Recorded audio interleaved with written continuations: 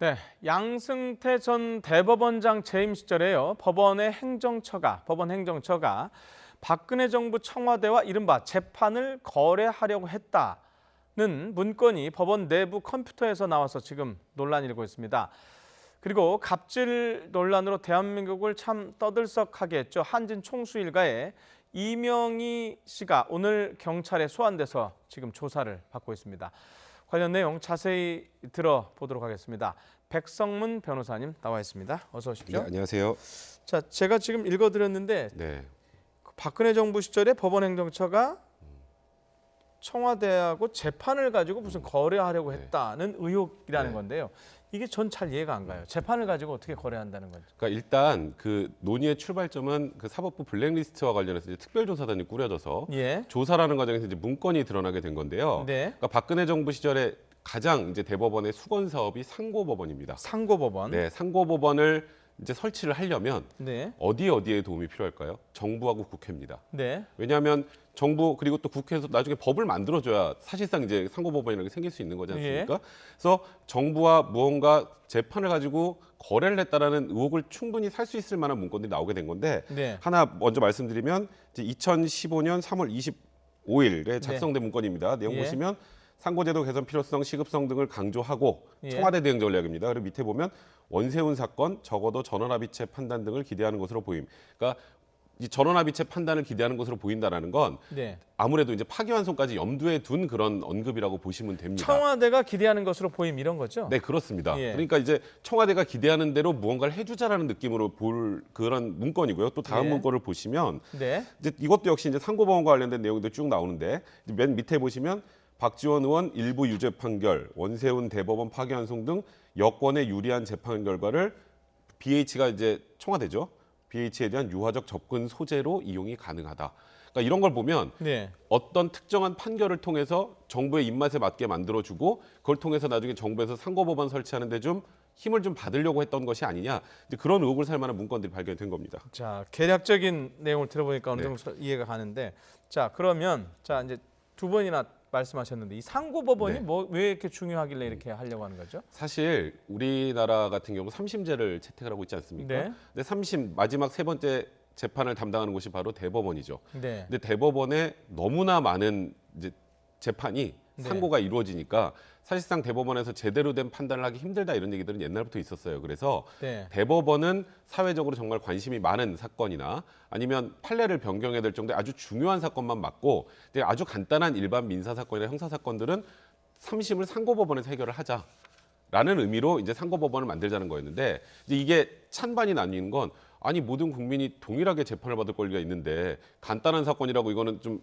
상고법원에서 쉽게 해결하고 또 어떤 특정한 사건은 대법원에서 하고 하면 대법원의 재판을 받을 권리를 또 침해하는 게 아니냐 이런 논란들이 계속 있어서 사실 잘 이루어지지 않았었는데 박근혜 정부 시절에 양승태 대법원장 시절이 이제 상고법원을 어떻게든 해야겠다라는 의지가 제일 강했던 시기였거든요. 그래서 이 상고법원이 지금 계속 오르내리고 있는 겁니다. 지금 조금 전에 이른바 문건 몇 가지를 저희가 그래픽으로 설명을 하면서 말씀하셨는데 이거 말고도 또 이른바 청와대 입맛에 맞추려고 한 문건이 더 있다고 하던데 어떤 건가요? 그러니까 예를 들어서 성완종 리스트 영향 분석 및 대응 방향 검토 이걸 왜 법원행정처가 하는지 전 이해가 안 되는데 이런 부분도 있고요. 최근 관심 판결 이건 아마도 이제 청와대에서 관심을 갖는 판결인 것 같습니다. 대통령 긴급조치권 행사에 대한 민사 불법행위 성립을 부정한 판결. 이게 의미가 뭐냐면 예를 들어서 뭐 계엄령을 선포한다거나 아니면 시민들에게 뭔가 위해가 될 수 있는 것들, 그러니까 대통령이 그런 권한을 행사를 하면 나중에 이제 그게 위법한 경우에는 이제 손해배상 청구 소송 대상이 되어야 되지 않겠습니까? 근데 그 부분을 불법행위 성립을 부정했다는 건 이제 통칭으로 봤다는 의미거든요. 그러니까 이건 정부 입맛에 맞는 판결이겠죠. 또 밑에 보면 이제 VIP 이건 박근혜 전 대통령 같은데 세월호 합동분향소 조문 장면이 연출됐다 뭐 이런 보도가 있었는데 그 보도에 대해서 정정 보도를 명한 판결 이제 이런 것도 당연히 정부가 좋아할 만한 판결이겠죠. 이런 부분들을 이용해서 상고법원을 추진해 나가자는 또 내용이기 때문에 이런 것들의 문건의 폭발력은 좀 분명히 있는 것 같습니다. 더 있는 것 같은데요. 그다음에 이제 성향이 이제 좀 옳지 않은 그러니까 이 사람이 지금 법원 행정처에서 봤을 때 이제 대법원의 판례를 자꾸 거스르려는 그런 이제 판사도 있거든요. 1심, 2심에서 사실 사회가 발전하면 대법원의 판례도 변경될 수 있는 거지 않습니까? 근데 직업적 양심을 우선시키기 어려운 경우에는 재판부를 회피하거나 재배당해서 처리하자. 그러니까 대법원의 판단을 거스르려고 하는 판사를 소위 말해서 좀 찍어내는 것과 같은 역할을 한 거기 때문에 저거 좀 확대 해석하면 이른바 블랙리스트 아닌가요? 그렇죠. 이게 결국 지금 대법원 블랙리스트 기초로 해서 이 조사가 이루어지는 과정에서 청와대 입맛에 맞는 그런 내용들도 나오고 또 하나는 이렇게 특정한 판사들에게 좀 불이익을 줄 만한 그런 내용들이 들어있는 겁니다. 예. 자, 새 정부 들어서 박근혜 정부 당시에 있었던 이제 몇몇 사법부 판결에 대해서 아시다시피 비판 여론이 많았었습니다. 그래서 이 관련해서 양승태 대법원장이 한 얘기가 있습니다. 이게 퇴임 당시 얘기인데요. 일단 이거 들어보고 얘기를 이어가도록 하겠습니다. 폭력에 가까운 집단적인 공격조차 빈발하고 있습니다. 이는 사법부가 당면한 큰 위기이자 재판의 독립이라는 헌법의 기본 원칙에 대한 중대한 위협입니다. 자, 당시 이게 상당히 작심 발언이다 이랬는데 이렇게 되면 좀 말이 좀 의미가 다르네요. 그렇죠. 그러니까 지금 양승태 대법원장 퇴임할 때는 무언가 특정 세력에서 이제 법원의 정적 중립성을 해하는 시도에 대해서 굉장히 문제 제기를 했었는데 지금 조사 과정을 보면 오히려 양승태 대법원장이 현실적으로 사법부의 독립을 훼손했다라는 그런 정황들이 지금 나오고 있는 겁니다. 그러니까 사실 우리나라에서 가장 독립성이 강해야만 하는 곳이 바로 법원입니다.